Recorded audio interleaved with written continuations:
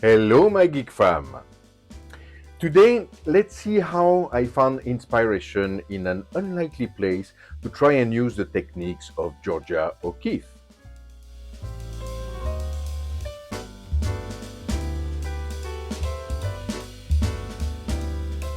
Hi, guys.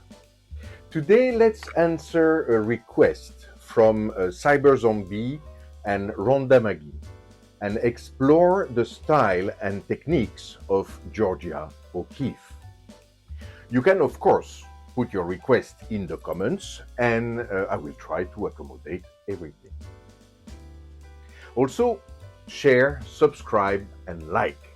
You are giving more exposure to the channel and more motivation for me to post interesting content. And if you follow my little advice from these videos, don't hesitate to post your work on social media with the hashtag MGFCPaint so I can see it and feature it here. For example, Lani Marie Paints is always trying these little exercises and have wonderful results. Here she did her version of a portrait of Bacchus in the style of Caravaggio.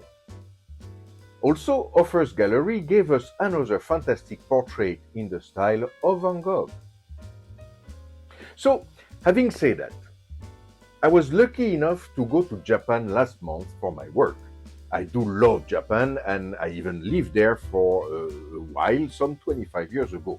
And it is always a pleasure to see how they manage to keep side by side the modern technology and the traditional aspect of the local culture. I had a Sunday to spend in Tokyo and I took this opportunity to visit the Meiji Shrine in Shibuya. It is so calming, so refreshing. There were a few weddings that were celebrated, and a lot of family brought their kids to celebrate their third, fifth, or seventh birthday, as it is the tradition in full kimono regalia. Kawaii!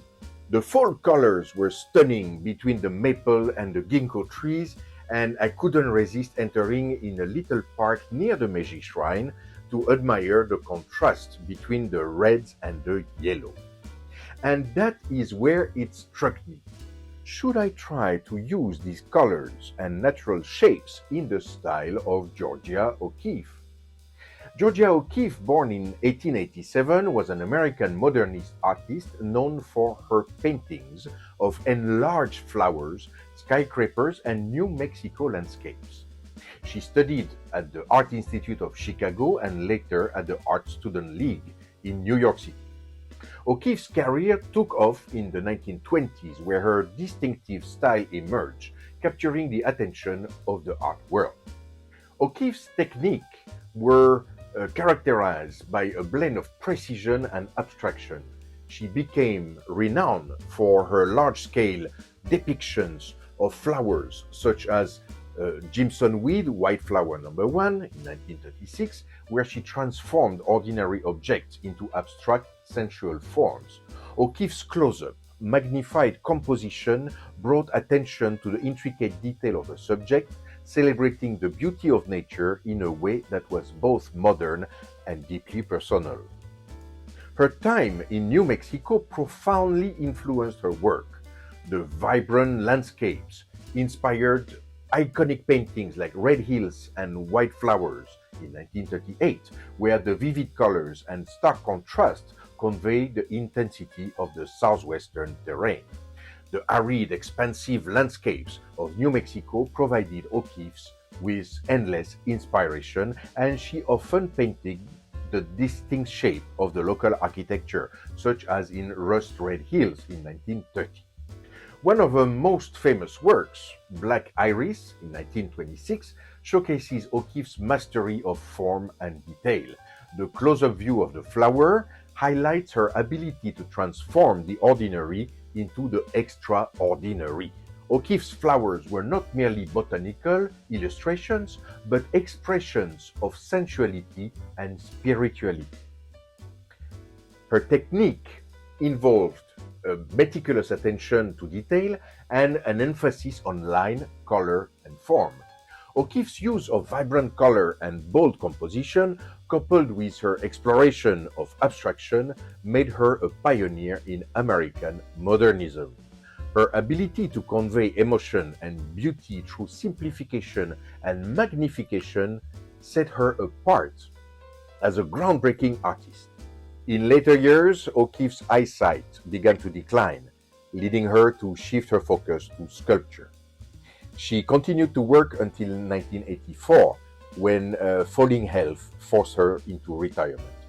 Georgia O'Keeffe passed away on March 6, 1986, leaving behind a rich legacy as one of the most influential and celebrated American artists of the 20th century. Her contributions to modern art and her unique perspective on the natural world continue to inspire and captivate audiences worldwide. So, to emulate O'Keeffe's work, I took a look at some of her paintings of autumn leaves and saw the rich mix of reds, oranges, yellow, and greens. We will look for an abstract composition made of oversized natural shapes. And we will be looking for bold, vivid colors, and we will pay a great deal of attention to our gradients. So let's go.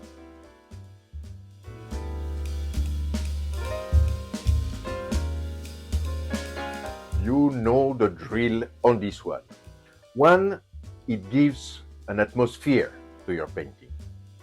Two, you will be able to judge your color much better than on a white background. And three, you avoid white zones between your brush strokes. In this case, I used a mix of green and yellow ochre to create a background with some variation. And we will use this variation later.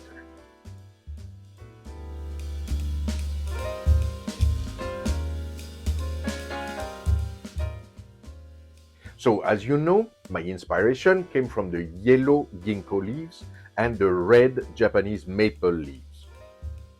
I tried to draw these leaves as realistic as possible and as big as possible. I could have gone a bit bigger actually. They mix and cover each other to create an abstract composition.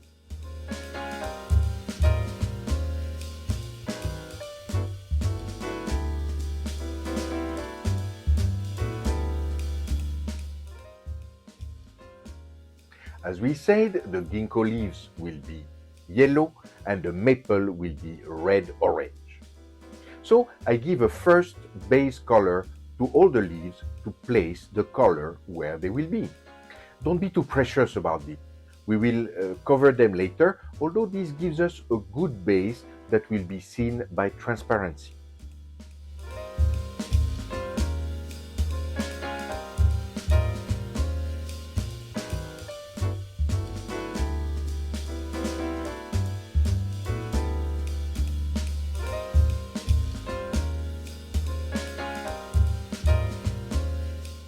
Now, let's take care of these gradients.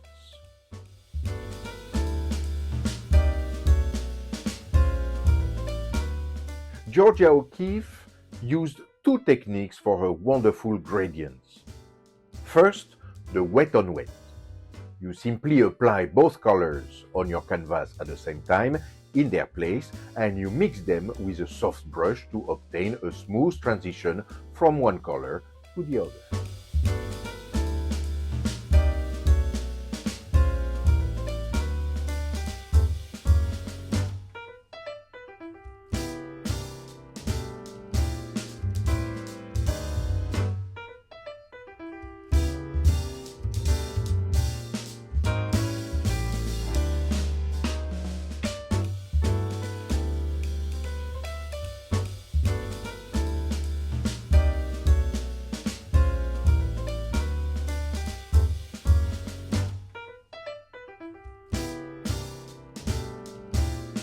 This one is slightly different. You have your base color that has dried and you play by transparency by adding another color on top of it. The transparency have two effects. Not only you create a new color, for example, a red base color and a yellow top color would give you the illusion of orange, but also you are lowering the contrast and therefore giving a very smooth gradient. You can start, for example, on the side of your shape with your wet color and spread it all over the shape until you end up with less paint, almost like a dry brush. And that will give you a nice, smooth gradient.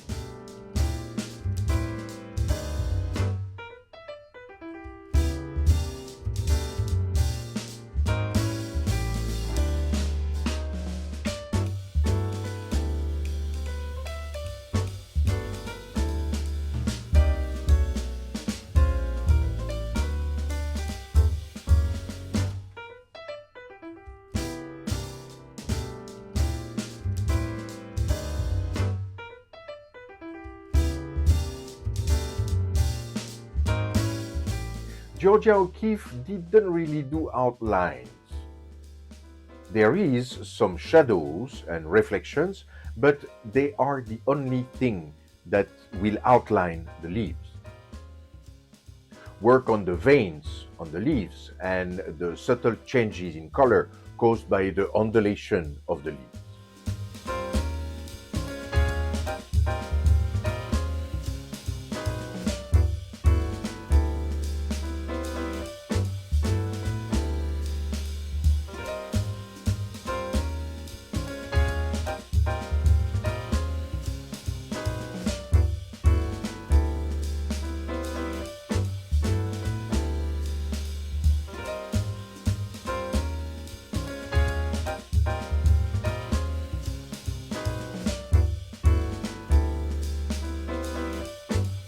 Finally, as usual, you can touch up as you see fit to make your painting more balanced, adding little detail here and there, touching up the colors of some leaves detail.